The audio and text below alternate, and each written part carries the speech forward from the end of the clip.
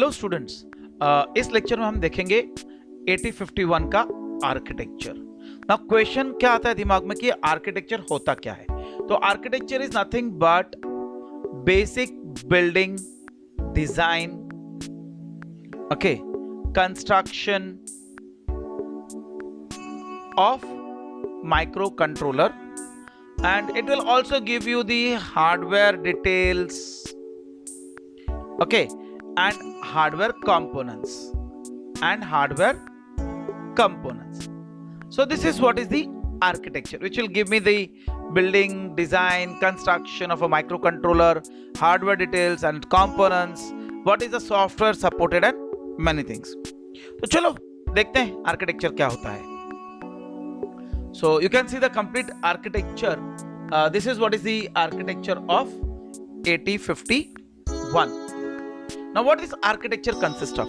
अब in a block diagram हमने ये देखा था कि उसमें एक 8 बिट का CPU होता है। खाली इतना ही देखा था कि 8 बिट का CPU होता है, बट उस CPU के साथ 2 रजिस्टर्स भी होते हैं।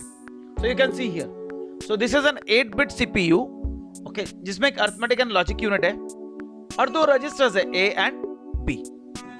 ठीक है, इनका पर्पस हम आगे के वीडियोस में भी देखेंगे, fine, but for right now this is what is CPU, and CPU is of 8 bit, okay, and it has 2 registers A and B, fine. इसके अलावा इसमें 2 16 बिट के पॉइंटर्स हैं, program counter and data pointer. ये किसके लिए है?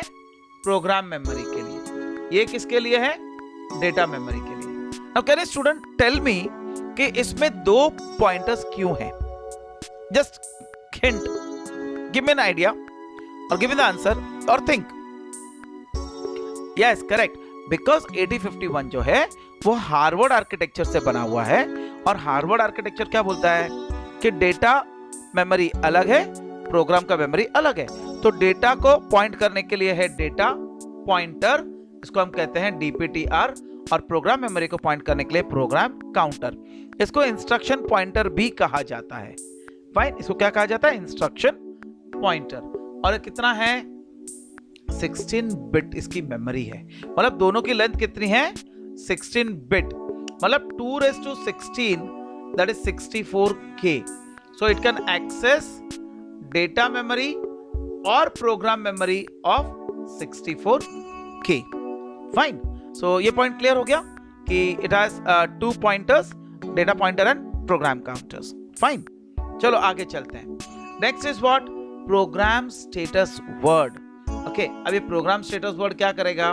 तो हमारा प्रोग्राम की राइट नाउ कंडीशन क्या है कि रिजल्ट पॉजिटिव है या रिजल्ट नेगेटिव है या ऑड पैरिटी है या इवन पैरिटी है, ये सारी चीजें बताएगा ये प्रोग्राम स्टेटस वर्ड।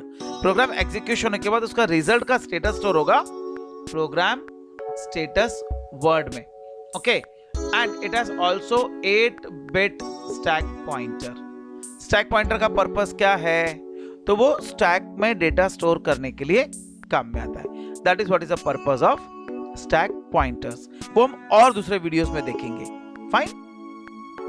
सो इसके अलावा चलते हैं आगे। It has 4K of ROM. How much? 4K of ROM in 8051, EEPROM in 8751. अब मुझे बताइए 8951 में क्या था? Think fast. Yes, it was having flash memory. और उसकी साइज कितनी थी? Of course 4K. और आपको पता है फ्रेंड्स, स्टूडेंट्स, फ्लैश मेमोरी क्या होता है। इसके बाद आ जाते हैं हम नेक्स्ट पे, that is 128 byte of internal RAM. अभी जो इंटरनल रैम है ना, ये बहुत सारे पार्ट्स में डिवाइडेड है। What are those parts? It has 4 registers bank, each containing 8 registers. So 8 into 4, there are total 32 registers. और इनको लेबलिंग कैसे की गई है? R0 to R7। तो ये जो रजिस्टर्स बैंक 0 है उसमें भी R0 to R7 है, इसमें भी R0 to R7 है, same here also and here also. So that is what is the registers banks, okay. Data store करने के लिए है, इंटरमीडिएट रिजल्ट्स भी स्टोर कर सकते हैं इसमें। Then next is 16 byte bit addressable area, 16 byte which may be addressed by bit, मतलब टोटल कितने बिट्स हो गई, 16 into 8 that comes to 128 bits. Okay, इतना बिट्स, और हर बिट का एक 8 बिट का एड्रेस भी होता है, that is address of 8 bits for every bit, ध्यान रखना मैं बोल रहा हूं bit. Then what it has 32 input output pins which are arranged in 4 8-bit ports like port 0 to port 3. So this is port 0, port 1, port 2 and port 3. Okay, इसके details हम आगे देखेंगे. Then there are 2 timers and 2 16-bit timers and counters. So there are, here you can see there are 2 16-bit timers and counters. Then it also has serial communication. Fine, what it has? Serial communication, that too full duplex. Then it has some control registers. Now for timer it is TCON, that is timer control, TMOD, that is timer mod control, timer 0 and timer 1. Then for serial communication it is SCON. Okay, इसके साथ साथ एक और आता है, that is SBUF, जिसके अंदर data store होगा. Then there is PCON. PCON means power control. उसके बाद आ जाता है interrupts. अब कितना interrupts है? 2. सॉरी, टोटल कितने इंटरप्ट्स है?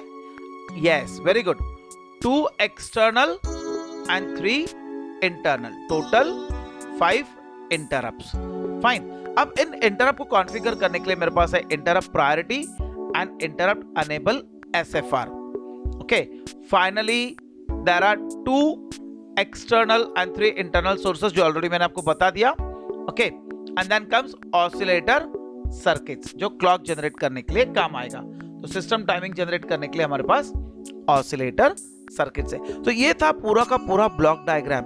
हर ब्लॉक में कुछ ना कुछ डिटेल्स है. जैसे प्रोसेसर है तो ये प्रोसेसर हो गया, then there is RAM, then there is latch, then there is SFRs. SFR का मतलब होता है स्पेशल फंक्शन रजिस्टर. SFR का क्या मतलब होता है? Special function registers. तो ये टाइमर के रजिस्टर, सीरियल कंट्रोल, ये power PCON, interrupt enable, T0, T1, then this ports, all these are SFRs. So I hope students इतना आपको समझ में आ गया. Okay, so this was the complete architecture of the 8051. So इस architecture में हमने क्या देखा कि टोटल हार्डवेयर का कंस्ट्रक्शन डिजाइन क्या है, उसमें क्या क्या है. फाइन.